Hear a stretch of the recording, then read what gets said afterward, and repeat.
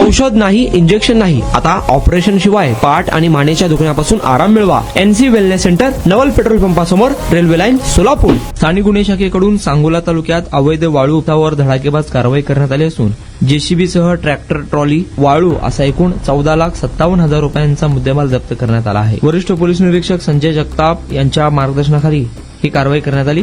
Police हवालदार Viresh Kalshetti, police शिपाई यश देवकते यांनी अवैध धंद्यांवर ही कारवाई केली.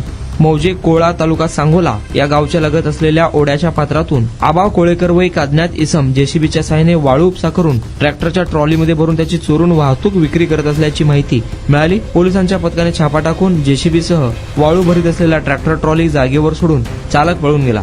सदर ठिकाणी 90,000 रुपये किमतीची JCB, 5,50,000 रुपये किमतीचे ट्रॅक्टर ट्रॉली, 7,000 रुपये किमतीची एक ब्रास वाळू असा एकूण 14,57,000 रुपये किमतीचा मुद्देमाल पोलिसांनी हस्तगत केला आहे. सदरची कामगिरी स्थानिक गुन्हे शाखा सोलापूर ग्रामीणकडील सहाय्यक पोलीस निरीक्षक विशाल वायकर, पोलीस हवालदार वीरेश कलशेट्टी, यश देवकते आदींनी बजावली आहे. आणि आता अवस्था अशी व्हायला लागली होती की मी बसत किंवा उभा राहत नव्हतो, तर जास्तीत जास्त झोपून राहायचा प्रयत्न करायचो. सलगपणे आपण एखादं काम करायला लागलो की बॅकमध्ये पेन येतोय.